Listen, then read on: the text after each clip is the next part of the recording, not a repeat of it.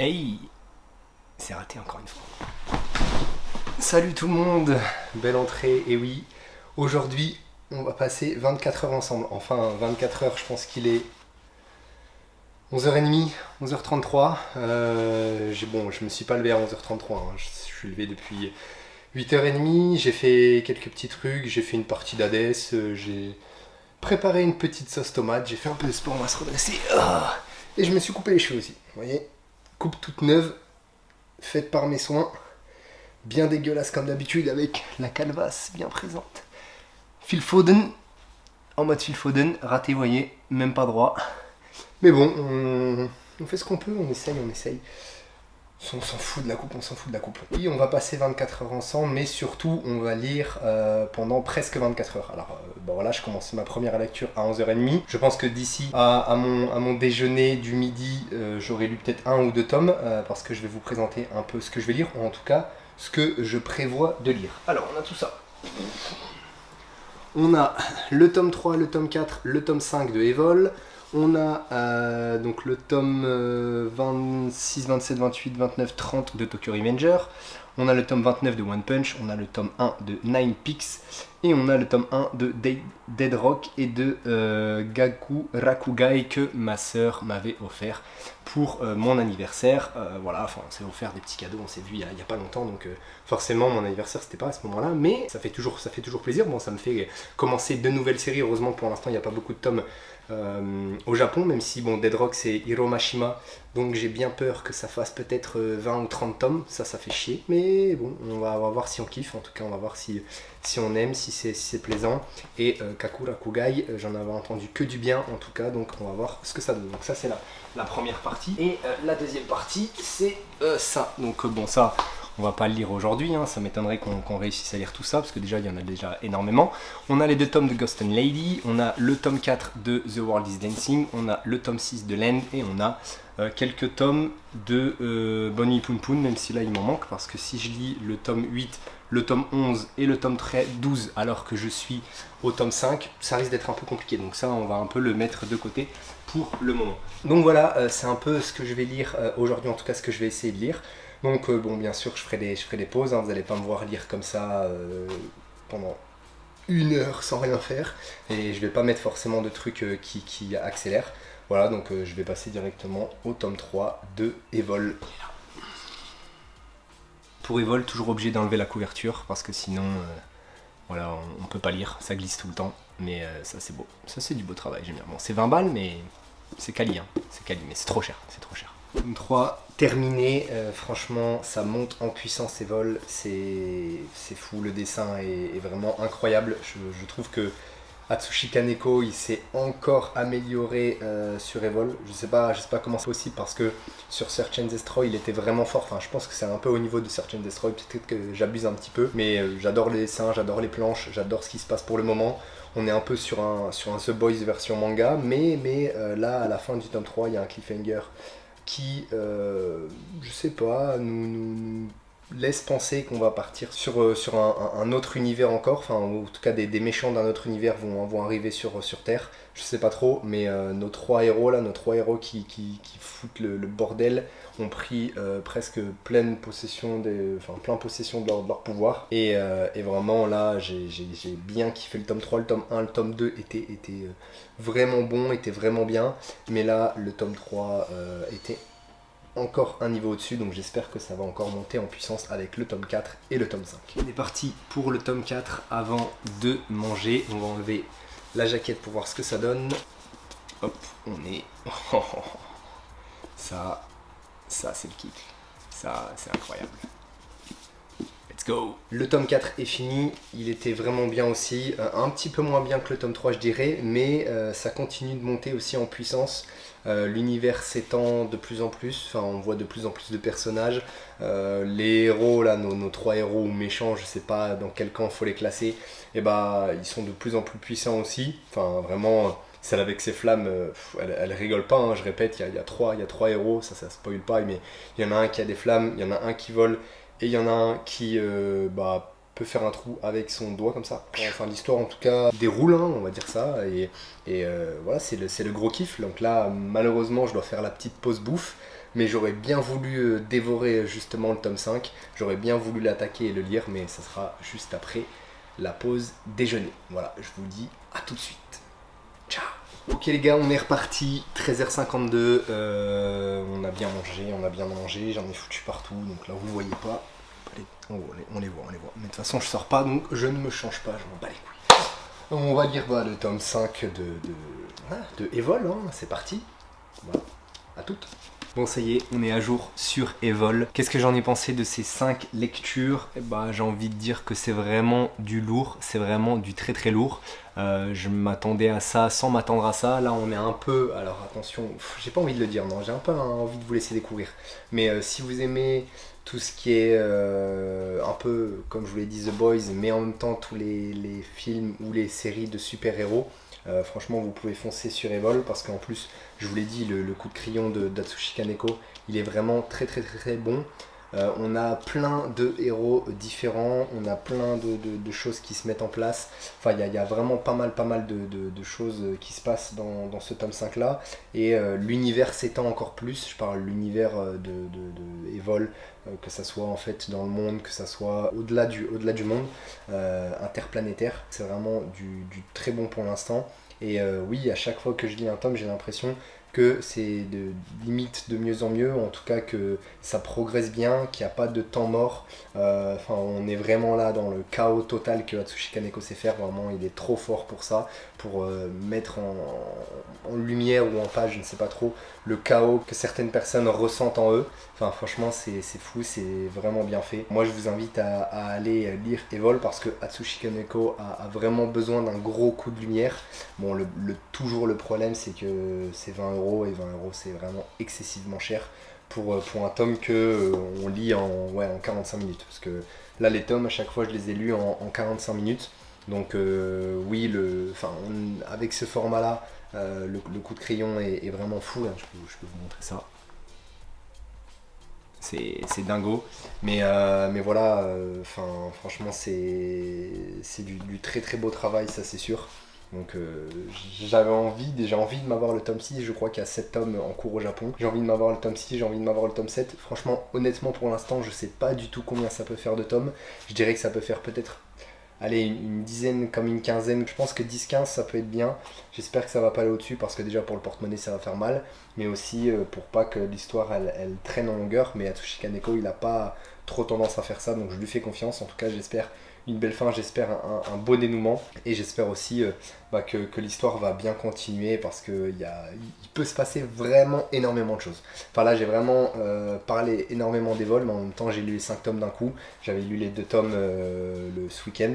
Donc voilà, là on est mardi et j'ai lu les 3 tomes avec vous. Donc franchement, allez lire Evol. On va enchaîner du coup avec Dead Rock, donc le tome 1, on va voir un peu ce que ça donne. Hein. Donc c'est ici à Dead Rock que sont formés les démons qui terrorisent les humains. Mais voilà, on va voir un petit peu ça et je vous montrerai un peu, je peux déjà un peu vous montrer des petites planches, hein. Ça reste dans le style et dans le coup de crayon de Hiro Mashima.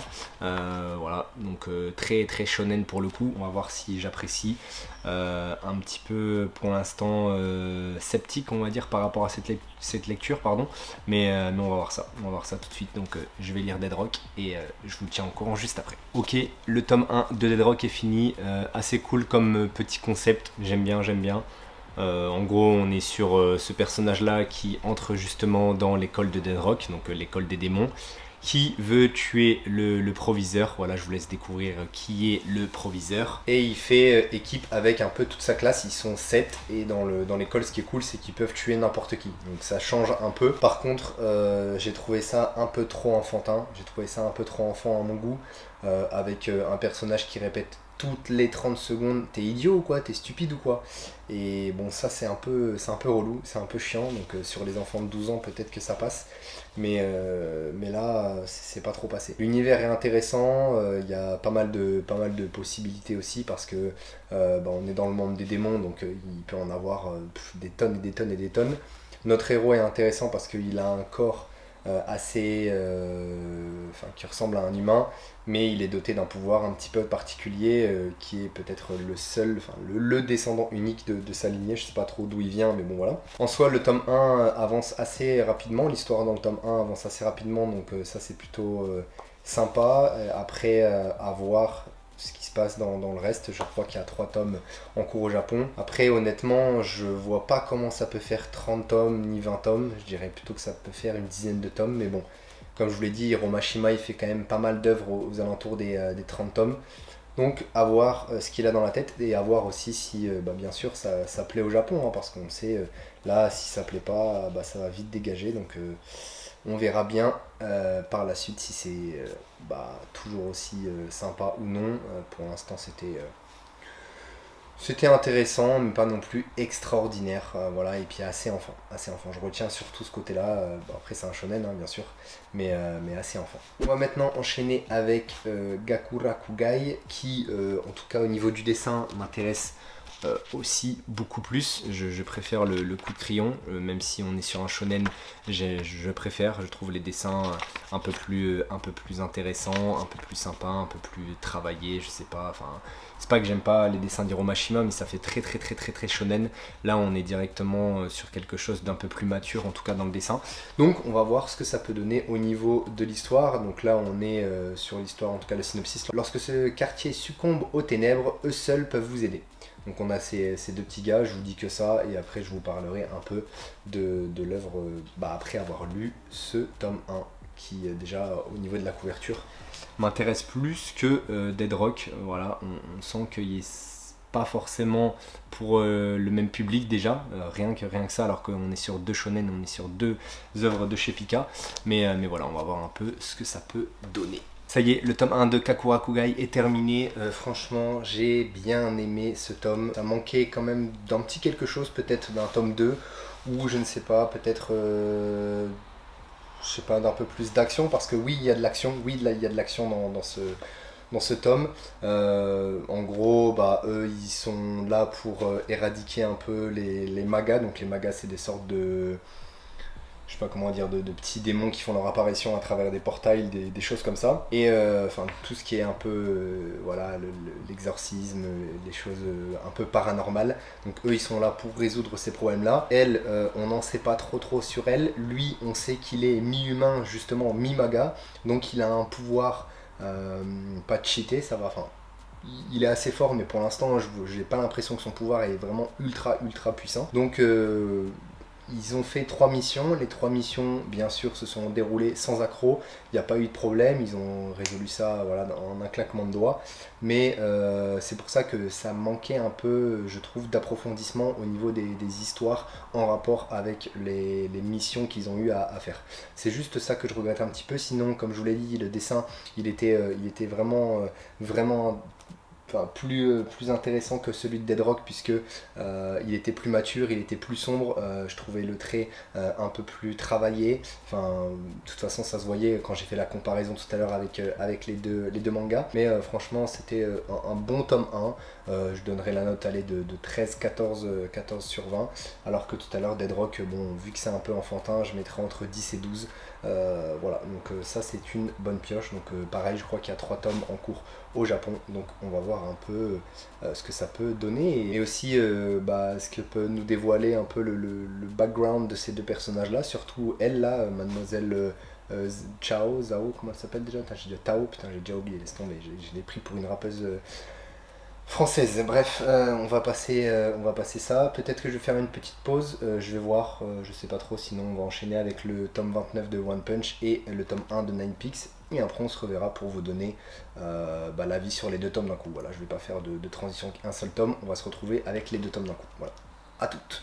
Il est 19h, un peu plus de 19h, j'ai fini donc One Punch Man, le tome 29, et j'ai lu le tome 1 de Nine Peaks. Donc Nine Peaks, c'est une relecture, hein, j'avais déjà lu en scan, donc c'est toujours aussi bien, c'est une bonne relecture, j'ai bien kiffé.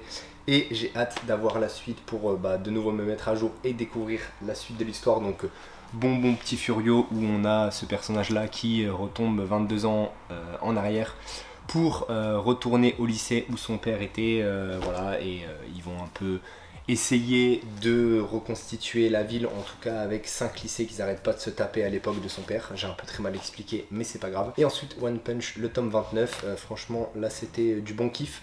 Bon, c'est toujours le bordel, c'est toujours de la grosse baston à droite à gauche à travers plein de monstres et l'association des monstres qui se tapent. Enfin, il y a des mecs qui apparaissent, il y a des mecs qui se font dézinguer. Là, nos héros de classe S, ils prennent quand même très cher. Honnêtement, là, ça fait mal, ça fait du dégât. Je dirais pas qui prend cher, mais voilà, il y a des belles petites surprises, donc ça fait toujours plaisir quand on s'y attend pas, et là vraiment pour le coup c'est cool. Mais le seul truc qui me manque, c'est qu'on voit pas assez Saitama. En plus c'est la première fois qu'on voit ce personnage là dans le manga, et on le voit que très peu, donc bon, je pensais qu'il allait faire une plus longue apparition.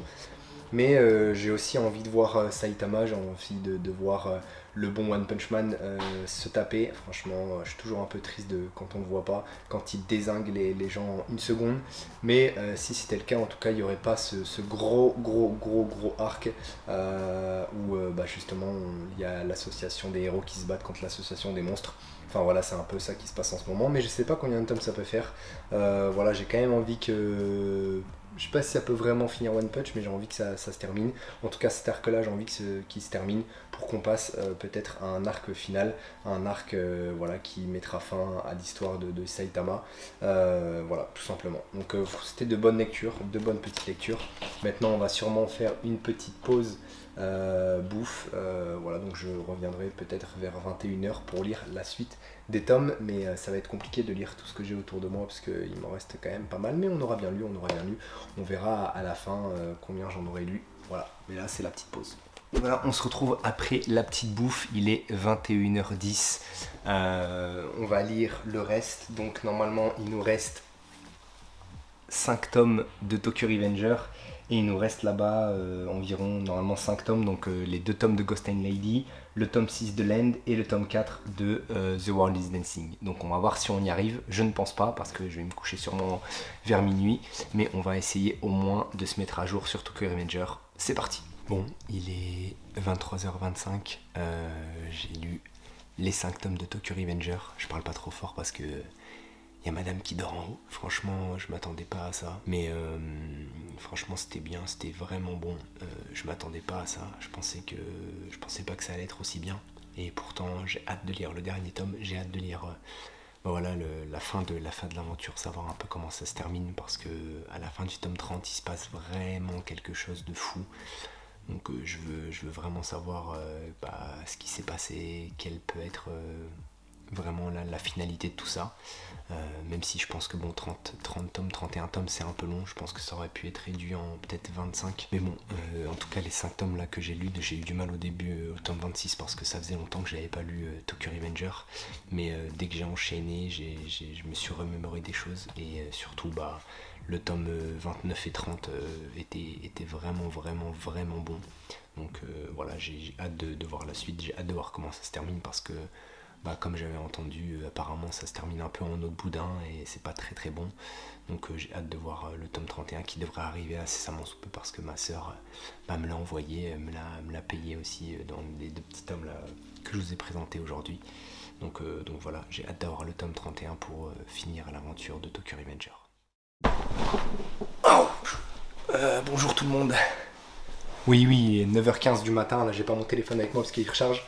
Mais je pouvais pas vous laisser comme ça, il fallait que je fasse 24 heures de lecture. Donc on va faire ça jusqu'à 11h. Donc je pense que là on a 2 tomes à lire, peut-être 3. Mais on va se lire Land, le tome 6, et on va se lire le tome 4 de The World is Dancing. Pour la première fois sur la chaîne, je dis bien ce titre d'enfoiré que j'arrive toujours pas à dire. Donc voilà, on va se lire ça. Là, pareil que hier soir, je vais lire un maximum jusqu'à 11h. Et ensuite, on se retrouvera pour le petit débrief des tomes. Voilà, en tout cas, je sais pas si la vidéo vous plaira, mais dites-moi si ça vous plaît, dites-moi si vous voulez que je refasse ce petit concept que moi, de base, j'avais jamais prévu de faire.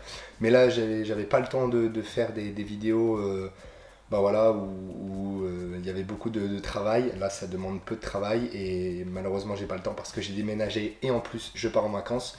Donc je sais pas s'il y aura d'autres vidéos après celle-là avant début septembre. Voilà, donc j'essaye de faire le maximum, j'espère que ça vous plaît, j'espère que bah voilà, vous kiffez, mais dites-moi bien sûr comme d'habitude en commentaire. Et c'est parti pour les 2 ou 3 dernières lectures de la vidéo. Bon, ça y est, j'ai terminé la lecture de l'End tome 6 et j'ai terminé la lecture du tome 4 de The World is Dancing.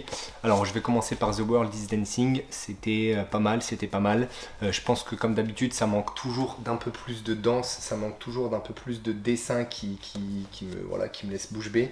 C'est un peu dommage sur ça parce que sinon, parce qu'en plus justement ça a le potentiel pour nous claquer des planches de fou, et c'est jamais trop le cas. C'est dommage, vraiment c'est dommage, parce que l'histoire est assez intéressante, hein. Je le rappelle, on tourne autour du Juno, donc l'art qui mélange la danse et le théâtre, et bah voilà, je trouve qu'on n'a pas assez ce ressenti là, même si tout le temps, à chaque tome, il y a un moment où on est pris par le dessin. Et si justement le dessin, il était, je sais pas, plus appliqué, plus travaillé, même s'il n'est pas mauvais, attention, hein, mais je parle en termes de mise en scène peut-être, ou en termes de justement d'histoire, et ben je trouve qu'on apprécierait encore mieux le manga. Donc bon, il reste 2 tomes, c'est une série en 6 tomes, il en reste 2, donc on verra un peu ce que ça peut donner. Et ensuite, le tome 6 de l'End, là c'était pour moi un petit tome transition où on apprend d'où vient 2 personnages assez importants de l'histoire.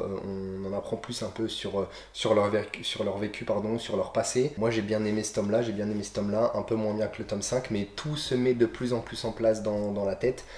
Tous les chemins se rapprochent et vont entre guillemets vers la même direction. Et du coup il reste 5 tomes et je sais pas du tout ce qui peut se passer. Je sais pas du tout quelle peut être la finalité de cette œuvre là. Je sais pas du tout vers où ça va tendre, vers quel côté on va plus se diriger. Franchement je sais pas trop. Pour ceux qui n'ont pas lu, je peux pas trop spoiler, je peux trop rien dire, mais ceux qui lisent, je sais pas si vous êtes un peu comme moi, un peu pas dans le flou, parce que je vous l'ai dit, hein, on en découvre de plus en plus sur l'histoire, sur le monde qui entoure justement l'End et l'End. Et voilà, donc moi j'ai hâte de voir la suite, j'ai hâte de voir où est-ce que l'autrice a voulu nous emmener avec cette histoire là, même si je commence à un peu capter le délire, mais voilà, franchement l'End c'est bien, là le tome 6 n'était pas incroyable, mais c'était vachement bien. Bon, cette fois, c'est vraiment la fin des 24 heures passées avec moi. Je vais aller faire un peu de sport, c'est pour ça que je suis en tenue de sport là, tranquille. Je vais aller courir un petit peu. J'espère que ça vous a plu. Dites-moi si vous avez kiffé un peu ça. Voilà, je suis pas derrière ma mangatech parce que j'ai déménagé et que pour l'instant, elle est presque terminée. Mais peut-être que la prochaine vidéo, vous la verrez. Bon, après, je dois ranger encore quelques petits tomes. Mais voilà, franchement, en 24 heures, 14 tomes, je pense que là aussi, j'ai jamais autant lu en 24 heures.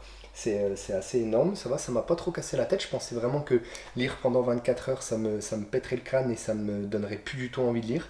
Mais là, limite, j'ai envie d'enchaîner. Bon, je peux pas, mais j'ai envie d'enchaîner, j'ai pas trop envie de m'arrêter. C'est plutôt cool comme exercice. Donc voilà, peut-être que je referai ça. Je vous l'avais dit, je n'étais pas chaud pour ça, mais honnêtement, ça m'a pas trop déplu. Voilà, dites-moi si vous avez kiffé, encore une fois, abonnez-vous pour les nouveaux qui arrivent si vous êtes restés jusqu'à la fin. Moi je vous dis à bientôt